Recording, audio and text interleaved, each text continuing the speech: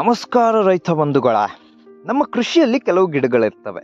ಅವುಗಳ ನಿಜವಾದ ಮೌಲ್ಯವೆನ್ನುವಂಥದ್ದು ನಮಗೆ ಸಂಪೂರ್ಣವಾಗಿ ಅರ್ಥ ಆಗೋದಿಲ್ಲ. ಅವು ನಮ್ಮ ಮುಂದೆ ಇದ್ದರೂ ಕೂಡ ನಾವು ಅದನ್ನು ಸರಿಯಾಗಿ ಬಳಸಿಕೊಳ್ಳದೇ ಇರುವ ಸಂದರ್ಭಗಳು ಸಾಕಷ್ಟಿರ್ತವೆ. ಅಂತ ಒಂದು ಗಿಡವೇ ಗೊಬ್ಬರದ ಗಿಡ, ಅಂದರೆ ಗ್ಲಿರಿಸೀಡಿಯಾ ಸೇಪಿಯಂ. ನಮ್ಮ ಹಳ್ಳಿ ಕಡೆ ಯೂಶುವಲ್ ಆಗಿ ಇದಕ್ಕೆ ಗೊಬ್ಬರದ ಗಿಡ ಅಂತಲೇ ಕರೀತಾರೆ. ಯಾಕಂದರೆ ಈ ಗಿಡದ ಮುಖ್ಯ ಉಪಯೋಗವೇ ಮಣ್ಣಿನ ಫಲವತ್ತತೆಯನ್ನು ಹೆಚ್ಚಿಸುವಂಥದ್ದು. ನಮ್ಮ ಈ ಕೊಟ್ಟಿಗೆ ಗೊಬ್ಬರ ಏನಿರ್ತದೆ ಅದೇ ರೀತಿ ಈ ಗೊಬ್ಬರದ ಗಿಡ ಕೂಡ ಮಣ್ಣಿಗೆ ಸಹಾಯ ಮಾಡುವಂಥದ್ದು. ಈ ಗಿಡದ ಸೊಪ್ಪಿನಲ್ಲಿ ಸಾಕಷ್ಟು ಸಾರಜನಕ ಅಂದರೆ ನೈಟ್ರೋಜನ್ ಮತ್ತು ಇತರ ಪೋಷಕಾಂಶಗಳಿರ್ತವೆ. ಈ ಸೊಪ್ಪನ್ನು ಕತ್ತರಿಸಿ ಹಸಿಯಾಗಿರುವಾಗಲೇ ಮಣ್ಣಿಗೆ ಸೇರಿಸಿದ್ರೆ ಏನಾಗುತ್ತೆ ಅಂದರೆ ಅದು ಬೇಗನೆ ಕೊಳೆತು ಮಣ್ಣಿನೊಳಗೆ ಜೀವಾಂಶವನ್ನು ಹೆಚ್ಚಿಸುವಲ್ಲಿ ಮತ್ತು ಮಣ್ಣು ಮೃದುವಾಗಿಸುವಲ್ಲಿ, ಅದರ ಜೊತೆ ನೀರನ್ನು ಹಿಡಿದುಕೊಳ್ಳುವ ಶಕ್ತಿಯನ್ನು ಹೆಚ್ಚಿಸುವಲ್ಲಿ ಕೂಡ ಇದು ಸಹಾಯ ಮಾಡುತ್ತದೆ.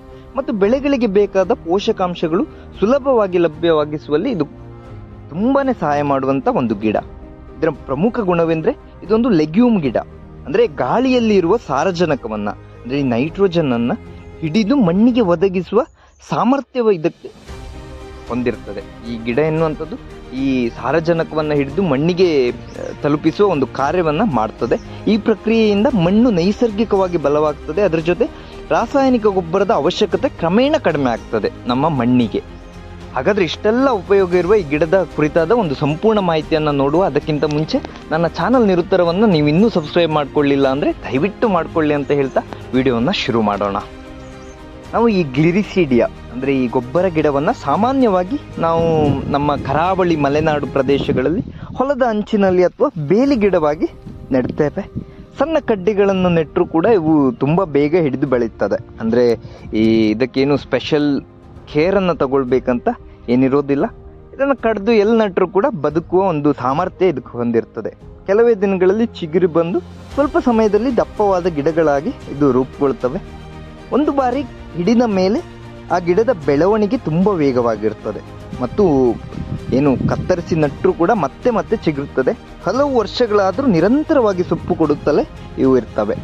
ಆದ್ದರಿಂದ ಈ ಗಿಡದ ಸ್ಥಿರತೆ ಮತ್ತು ಶಕ್ತಿ ಎಷ್ಟು ಎನ್ನುವುದು ಸ್ಪಷ್ಟವಾಗ್ತದೆ ನಮಗೆ ಇದರಿಂದ. ಈ ಗಿಡಕ್ಕೆ ಪ್ರತ್ಯೇಕ ಗೊಬ್ಬರ ಅಥವಾ ಹೆಚ್ಚು ಆರೈಕೆಯನ್ನು ಬೇಕಾಗುವುದಿಲ್ಲ. ನಾನು ಆಗಾಗಲೇ ಹೇಳಿದಾಗೆ ಬಿಸಿಲಿರುವ ಯಾವುದೇ ಪ್ರದೇಶಗಳಲ್ಲಿ ಇದು ಚೆನ್ನಾಗಿ ಬೆಳೀತದೆ ಮತ್ತು ನೀರು ಕಡಿಮೆ ಇದ್ದರೂ ಕೂಡ ಇದು ಸಹಿಸಿಕೊಳ್ಳುವ ಶಕ್ತಿ ಇದಕ್ಕೆ ಹೊಂದಿರ್ತದೆ.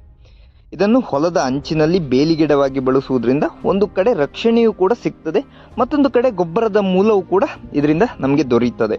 ಇನ್ನು ಕಾಫಿ, ಚಹಾ ಅಥವಾ ಇತರ ನೆರಳು ಬೇಕಾದ ಬೆಳೆಗಳಿಗೆ ಸಹ ಇದು ಉತ್ತಮ ನೆರಳು ನೀಡುವಲ್ಲಿ ಕೂಡ ಒಂದು ಸಹಾಯ ಮಾಡುವಂಥ ಗಿಡ. ಜೊತೆಗೆ ಮಣ್ಣಿನ ಕುಸಿತ, ಕೆಲವೊಮ್ಮೆ ಏನಾಗ್ತದೆ ಅಂದರೆ ಮಣ್ಣಿನ ಕುಸಿತ ಆಗುವ ಪ್ರದೇಶಗಳಲ್ಲಿ ಇದನ್ನು ನೆಟ್ಟರೆ ಮಣ್ಣಿನ ಕುಸಿತವನ್ನು ತಡೆಯುವ ಶಕ್ತಿ ಕೂಡ ಈ ಗಿಡ ಹೊಂದಿರ್ತದೆ. ಇದರ ಸೊಪ್ಪನ್ನು ದನಕರುಗಳಿಗೆ ಮೇವಾಗಿ ಬಳಸ್ಬೋದು. ಆದರೆ ಒಂದು ವಿಷಯವನ್ನು ಗಮನದಲ್ಲಿಡಬೇಕು, ಅದೇನೆಂದರೆ ಹಸಿ ಸೊಪ್ಪನ್ನು ಕೆಲವು ದನಕರುಗಳು ಅದರ ವಾಸನೆಯ ಕಾರಣ ತಿನ್ನಲು ಇಷ್ಟಪಡೋದಿಲ್ಲ. ಇದೊಂಥರ ವಾಸನೆ ಇರ್ತದೆ. ನಿಮಗೆ ಗೊಬ್ಬರದ ವಾಸನೆ ಹೇಗೆ ಅಂತ ನೋಡಿರ್ಬೋದು, ಅದೇ ರೀತಿ ಇದು ಕೂಡ ಒಂದು ಸ್ವಲ್ಪ ವಾಸನೆ ಇರ್ತದೆ. ಅದಕ್ಕಾಗಿ ಸ್ವಲ್ಪ ಬಾಡಿಸಿ ಅಥವಾ ಇತರ ಮೇವಿನೊಂದಿಗೆ ಬೆರೆಸಿಕೊಟ್ರೆ ಉತ್ತಮ. ಇನ್ನು ಆಡು ಮತ್ತು ಕುರಿಗಳು ಮಾತ್ರ ಯಾವುದೇ ತೊಂದರೆ ಇಲ್ಲದೆ ಇದನ್ನು ತಿಂತವೆ. ನೀವು ಆಡು ಕುರಿಗಳಿಗೆ ಇದನ್ನು ತಿನ್ನಲಿಕ್ಕೆ ಏನು ಹೆಸಿಟೇಟ್ ಮಾಡಲ್ಲ, ಅವು ಡೈರೆಕ್ಟಾಗಿ ತಿಂತವೆ. ಇನ್ನು ಕೆಲವು ರೈತರು ಈ ಸೊಪ್ಪನ್ನು ಮಿಶ್ರಣ ಮಾಡಿ ಹಾಲು ಕೊಡುವ ಹಸುಗಳಿಗೆ ನೀಡುವುದರಿಂದ ಹಾಲಿನ ಉತ್ಪಾದನೆ ಹೆಚ್ಚಾಗಿದೆ ಎಂಬ ಅನುಭವವನ್ನು ಕೂಡ ಹಂಚಿಕೊಂಡಿದ್ದಾರೆ. ಇದರ ಬಗ್ಗೆ ಈ ಗಿಡವನ್ನು ಬೆಳೆಸುವಲ್ಲಿ ಒಂದು ಮುಖ್ಯ ವಿಷಯ ಅಂದರೆ ನಿಯಂತ್ರಣ.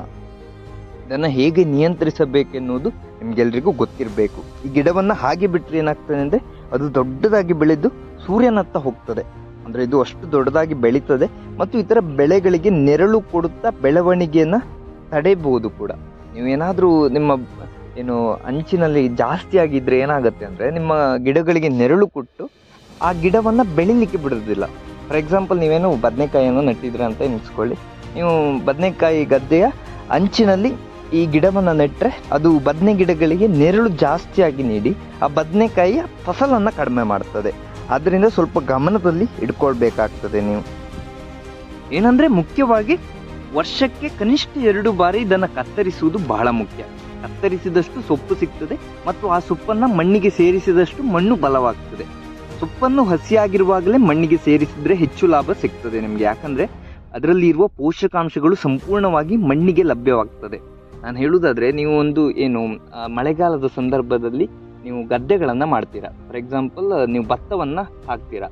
ಆ ಭತ್ತವನ್ನು ಹಾಕಲಿಕ್ಕಿದ್ರೆ ಮುಂಚೆ ನೀವು ಏನು ಟ್ರ್ಯಾಕ್ಟರ್ನಲ್ಲೋ ಅಥವಾ ಏನಾದರೂ ಉಳುಮೆ ಮಾಡುವಾಗ ಆ ಸಂದರ್ಭದಲ್ಲಿ ಈ ಗಿಡವನ್ನು ಕಡಿದು ಅದರ ಸೊಪ್ಪನ್ನು ಹಾಕಿದರೆ ನಿಮಗೆ ಒಳ್ಳೆ ರೀತಿಯಲ್ಲಿ ಈ ಭತ್ತದ ಫಸಲು ಎನ್ನುವಂಥದ್ದು ದೊರೆಯುತ್ತದೆ. ಯಾಕಂದರೆ ಅದರಲ್ಲಿರುವ ಪೋಷಕಾಂಶಗಳು ಸಂಪೂರ್ಣವಾಗಿ ಮಣ್ಣಿಗೆ ಲಭ್ಯವಾಗ್ತದೆ. ಒಣಗಿದ ನಂತರ ಸೇರಿಸಿದರೆ ಸ್ವಲ್ಪ ಪ್ರಮಾಣದಲ್ಲಿ ಪೋಷಕಾಂಶ ನಷ್ಟವಾಗಬಹುದು. ಈ ಕಾರಣದಿಂದ ಕೆಲವರು ಹಿಂದೆ ಏನು ಅಂದ್ಕೊಂಡಿದ್ರು ಅಂದರೆ ಈ ಗೊಬ್ಬರ ಗಿಡ ಏನಿದೆ ಅದು ನೆಲದ ಅಂದರೆ ಮಣ್ಣಿನಲ್ಲಿರುವ ಪೋಷಕಾಂಶವನ್ನು ಹೀರ್ಕೊಳ್ತದೆ ಅಂತ ಭಾವಿಸಿದ್ರು. ಆದರೆ ಅನುಭವದಿಂದ ಅವರಿಗೆ ತಿಳಿದು ಬಂದದ್ದು ಏನಂದರೆ ಇದು ಮಣ್ಣಿನ ಫಲವತ್ತತೆಯನ್ನು ತೆಗೆದುಕೊಳ್ಳುವುದಕ್ಕಿಂತ ಹೆಚ್ಚಾಗಿ ಮಣ್ಣಿಗೆ ಫಲವತ್ತತೆಯನ್ನು ಒದಗಿಸುತ್ತದೆ ಅಂತ ಅವರಿಗೆ ತಿಳಿದು ಬರ್ತದೆ. ಆದ್ದರಿಂದ ಸಾವಯವ ಕೃಷಿಯಲ್ಲಿ ಈ ಗಿಡಕ್ಕೆ ವಿಶೇಷ ಸ್ಥಾನ ಸಿಕ್ಕಿದೆ. ಈಗ ಹಲವಾರು ರೈತರು ತಮ್ಮ ತೋಟದಲ್ಲಿ ಅಂದರೆ ಬೇಲಿಗಳಲ್ಲಿ ಮತ್ತು ಬೆಳೆ ನಡುವೆ ಈ ಗಿಡವನ್ನು ಬೆಳೆಸಿ ಅದರ ಲಾಭವನ್ನು ಪಡೆಯುತ್ತಿದ್ದಾರೆ.